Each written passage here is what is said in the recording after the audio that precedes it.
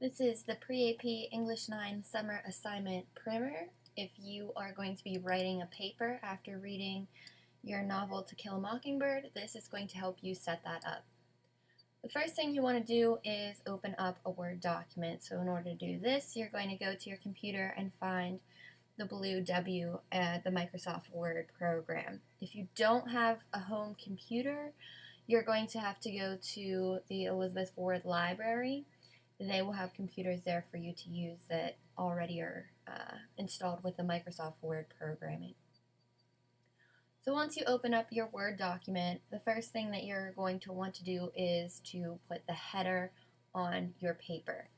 But we want to make sure that when we're doing that, we're following the MLA format guidelines for the font size and the font style. So we're going to start by clicking over in the font box where it probably says Cambria Body, which is the standard thing for a Mac to open up with, but what we want to have here is the Times New Roman.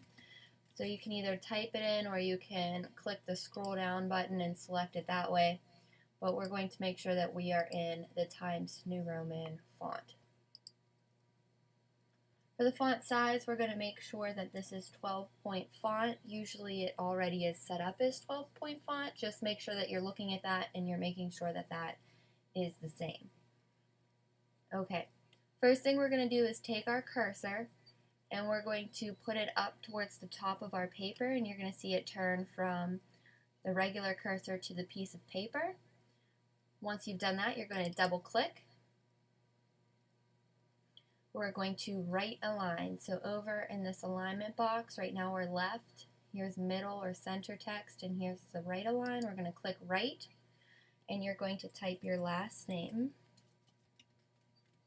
space, and then we're going to put our page number in here. So we're going to go up to Insert, Page Numbers. Should have alignment right, which looks good. Show number on first page. Yes, we do want that. Hit OK. And that's going to be our header. So to get out of the header, which you have to do if you keep typing, that's going to be a problem. We need to get out of this. So we're taking our cursor back to the middle of the page. You're going to double click, and it's going to take you out of that header. If you still see the blue line, that's a problem. You need to make sure that you get out of that header. Once again, you take your cursor from the top to the middle page, double click, and you're out of that. Okay, when we're coming out of the header, we should still be aligned to the left, which is correct. Now what we need to do is we need to double space our MLA paper. So in order to do that, we're going to go over a little bit to the right of the left alignment, and it's going to say line spacing. If you click on line spacing, right now it says 1. That means there are no spaces in between your lines. What we're going to do is we're going to go down to 2, hit enter, or click on 2, and now it's set up for double spacing, which is good. That's what we want. Alright, now following the guidelines for your second header on your MLA paper is you're going to start by typing your first and last name.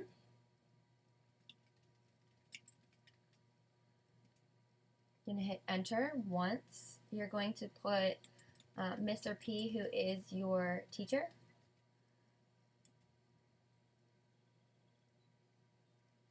You're putting your course name, which is Pre-AP English 9. Enter.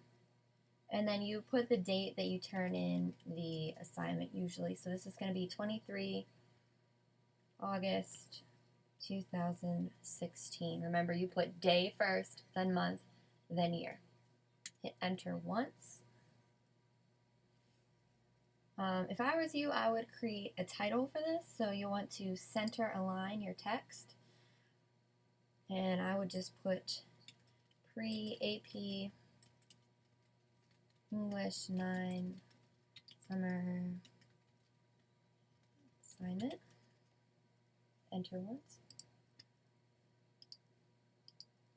Okay, if you ever see something that's underlined in red, that means that the computer or the program doesn't pick up that name or doesn't recognize it. If you know that it's correct and you want to have it underlined, you're going to right click on it and then just hit add, and it'll add the spelling to your library, and it will no longer underline it over and over and over. So you may want to do that.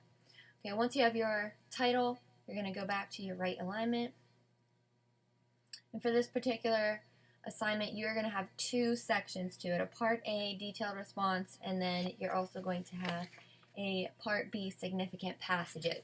So you want to make sure that you set those apart from one another so that you know, or he knows, which section he's looking at. So for this, I would follow the model that he provided. So we would go and hit the B for bold and put Part A, detailed response. I would hit enter once, unbold, hit tab, and then you're going to start typing. So for Part A of your detailed response, remember you're choosing one of the two prompts that he recorded there on your summer assignment. So you want to make sure that you're only picking one of the two. You want to make sure that your response is at least one page. So that's not to the bottom of this page because we're still missing all of this right here.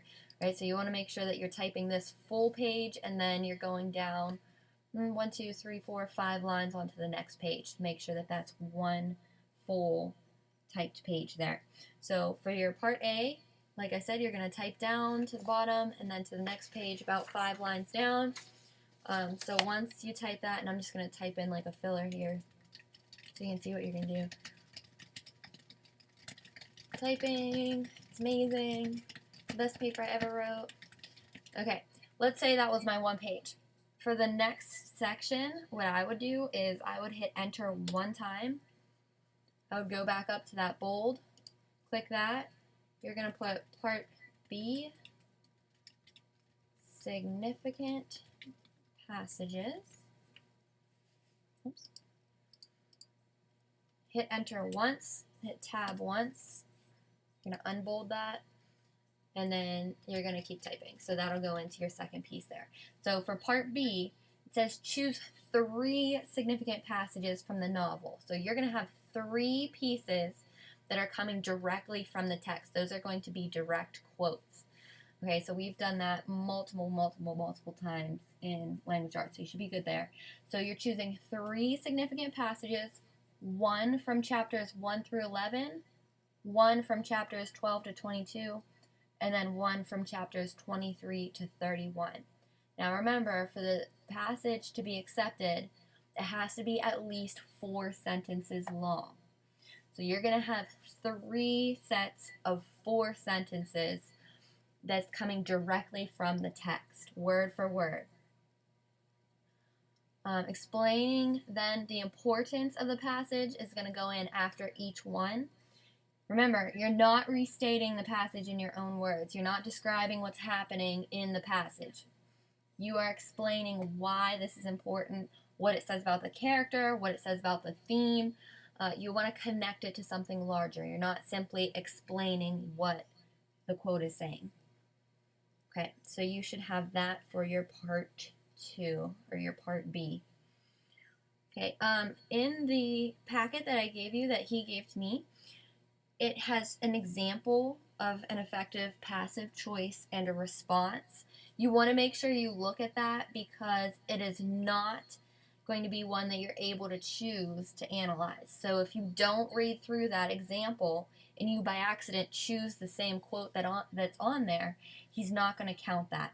So please make sure that you look at the example of effective passive choice and response in the provided summer assignment paper copy that you received.